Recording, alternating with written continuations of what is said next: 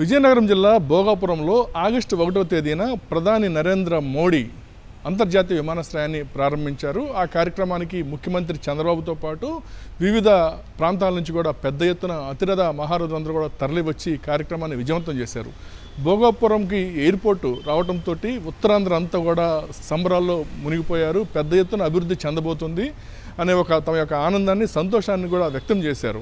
అదేవిధంగా ఈ నెల 17 అంటే మరొక 2 రోజుల్లో అక్కడ ఆపరేషన్స్ కూడా ఏదైతే విశాఖపట్నము విమానాశ్రయంలో ఏదైతే జరుగుతున్నాయో ఆ ఆపరేషన్స్ అన్నీ కూడా ఇక ఆగస్టు 17వ తేదీ నుంచి భోగాపురంలో ఉన్నటువంటి అల్లూరు సీతారామరాజు ఇంటర్నేషనల్ ఎయిర్పోర్ట్ నుండే కార్యకలాపాలన్నీ కూడా ప్రారంభించనున్నాయి. ఏదైతే విశాఖ విమానాశ్రయానికి VTZ అనే కోడ్ ఉందో అదే కోడ్ తోటి ఇక్కడి నుంచి ఆపరేషన్స్ జరగనున్నాయి. ఏదైతే ఈ 1వ తారీఖు నుంచి జరిగిన కార్యక్రమాలన్నీ కూడాను ఉత్తరాంధ్ర వాసుల్ని ఆనందాల్లో ముంచి తేల్చిందనే చెప్పుకోవాలి.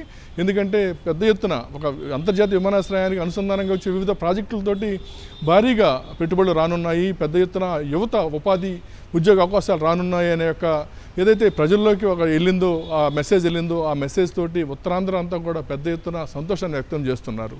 అయితే ఇప్పుడు ఏదైతే ఈ ప్రజల్లో వచ్చినటువంటి ఆనందం ఏదైతే ఉందో ఈ ఆనందం లేకపోతే ఏదైతే మైలేజ్ ఉందో ఈ మైలేజ్ విషయంలో ఈ అంతర్జాతీయ విమానాశ్రయానికి సంబంధించి ప్రధాన పార్టీలు 2 కూడా ఇప్పుడు క్రెడిట్ వారికి దిగాయి. అంటే ఈ అంతర్జాతీయ విమానాశ్రయం మేము ప్రారంభోత్సవం చేశాం కాబట్టి ఈ క్రెడిట్ మాదేనని చెప్పి టీడీపీ కావచ్చు, లేకపోతే శంకుస్థాపన జగన్ గారు చేశారు కాబట్టి వైసీపీకి సంబంధించి ఈ క్రెడిట్ రావాలని ఈ విధంగా ఈ వివిధ రాజకీయ పార్టీలు కూడా క్రెడిట్ వారికి దిగాయి. పెద్ద ఎత్తున ఒకరికొకరికి సంబంధించి మాటల యుద్ధం కూడా సాగుతుంది. అసలు నిజంగా ఈ క్రెడిట్ ఎవరిది? ఈ భోగాపురానికి అంతర్జాతీయ విమానాశ్రయం రావడానికి ఈరోజు ప్రారంభోత్సవం జరగటానికి అసలు ఈ క్రెడిట్ ఎవరిది అనేది అయితే ప్రజల్లో కొంత కన్ఫ్యూజ్ కూడా ఉంటుంది. ఎందుకంటే 2 రాజకీయ పార్టీలు కూడా వారు చేసిన పనులు చెప్తున్నాయి, కానీ అసలు ఏం జరిగింది అనేది అయితే కొంతమందికి తెలియకపోవచ్చు, కొంత కన్ఫ్యూజన్ అయితే ఉంది. ఈరోజు మనం అసలు నిజంగా ఈ క్రెడిట్ ఎవరిది మనం చూద్దాం. 2014లో విభజన హామీ చట్టంలో భాగంగా ఈ ఉత్తరాంధ్రకి అంతర్జాతీయ విమానాశ్రయం ఇవ్వాలని ఆ చట్టంలో పొందుపరచడం జరిగింది. ఆ పొందుపరిచిన దాంట్లో భాగంగా 2014 ఏదైతే టీడీపీ గవర్నమెంట్ అధికారంలోకి వచ్చిందో టీడీపీ గవర్నమెంట్ అధికారంలోకి వచ్చిన తర్వాత 2015లో క్యాబినెట్లో పెట్టి ఉత్తరాంధ్రలో మధ్యలో ఏదైతే ఉందో అటు విశాఖపట్నము ఇటు శ్రీకాకుళం మధ్యలో విజయనగరం ఉంది. విజయనగరం జిల్లాలో పెడితే 2 జిల్లాలకి మొత్తం 3 జిల్లాలు కూడా మధ్యలో ఉంటుంది. భోగాపురంలో పెట్టేందుకు క్యాబినెట్లో నిర్ణయం తీసుకుంది 2015లో. సరిగ్గానండి, అప్పుడు టీడీపీ గవర్నమెంట్ అధికారంలో ఉంది. ఆ తర్వాత 2016 నుంచి భూసేకరణ ప్రారంభించారు. అయితే భూసేకరణ విషయంలో చాలా వివాదాలు నడిచాయి. ఎందుకంటే భూసేకరణ మొత్తం 15,000 ఎకరాలు ఈ అంతర్జాతీయ విమానాశ్రయానికి కావాలని భూసేకరణకి ముందు ఒక నిర్ణయం తీసుకుంది గవర్నమెంట్, అప్పుడున్న గవర్నమెంట్. ఆ తర్వాత రైతుల ఉద్యమాలు కావచ్చు, అప్పుడున్న ప్రతిపక్ష పార్టీ యొక్క ఉద్యమాలు కావచ్చు, లేకపోతే వివిధ వామపక్ష పార్టీల ఉద్యమాలు కావచ్చు, రైతుల యొక్క ఆందోళనలు కావచ్చు, ఏదైతేనే 15,000 ఎకరాల నుంచి 10,000 ఎకరాలకు వచ్చారు. అదే 10,000 ఎకరాలు కూడా దేశంలో ఎక్కడా లేదు, ఎందుకు ఈ 10,000 ఎకరాలు ఇంతగా వీళ్ళు భూసేకరణ చేస్తున్నారు అని చెప్పి మళ్ళీ ఆందోళనలు స్టార్ట్ అయ్యాయి. దాంతో 5,000 ఎకరాలకు వచ్చారు.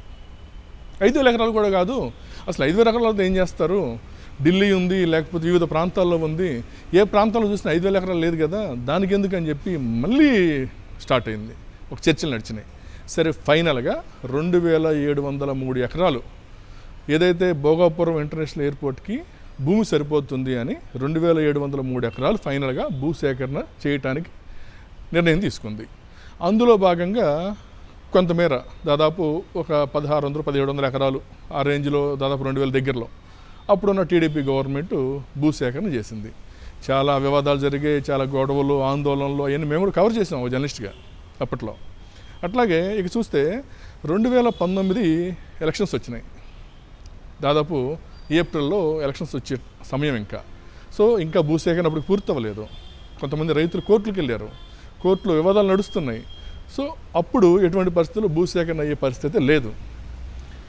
అయితే ఎలక్షన్స్కి ముందు 2019 ఫిబ్రవరి 14వ తేదీన అప్పుడు ఉన్నటువంటి ముఖ్యమంత్రి చంద్రబాబు అక్కడ భోగాపురం ఎయిర్పోర్ట్కి శంకుస్థాపన చేశారు. ఆ శంకుస్థాపన కార్యక్రమంలో జిఎంఆర్కి సంబంధించిన ఏ ప్రతినిధులు దాంట్లో లేరు. అలాగే అయితే అప్పటికి 2019 ఎలక్షన్స్కి ముందు జిఎంఆర్కి అయితే టెండర్లు ఖరారు చేశారు. జిఎంఆర్ టెండర్లు కూడా ఖరారు అయిపోయినాయి, కానీ భూసేకరణ పూర్తి అవ్వలేదు. ఇందులోనే ఎలక్షన్స్ వస్తున్నాయి, ముందు ఈయన చంద్రబాబు గారు శంకుస్థాపన కూడా చేశారు. ఆ తర్వాత వచ్చింది 2019లో వైసీపీ అధికారంలోకి వచ్చింది. వైసీపీ అధికారంలోకి వచ్చిన తర్వాత కూడా చాలా సంవత్సరాలు అడుగు ముందుకు పడలేదు. ఎందుకంటే కోర్టులో కేసులు ఉన్నాయి, రైతులు చర్చలకు కూడాను వింటలేదు. ఏదైతే వాళ్ళకి రావాల్సినటువంటి పరిహారానికి సంబంధించి వాళ్ళు యాక్సెప్ట్ చేయని పరిస్థితి ఉంది. ఆ విధంగా ఆ తర్వాత మధ్యలో 2 years కరోనా వచ్చింది, రైతులతో చర్చలు నడవట్లేదు. ఇవన్నీ చాలా క్లమ్జీ అయిపోయింది.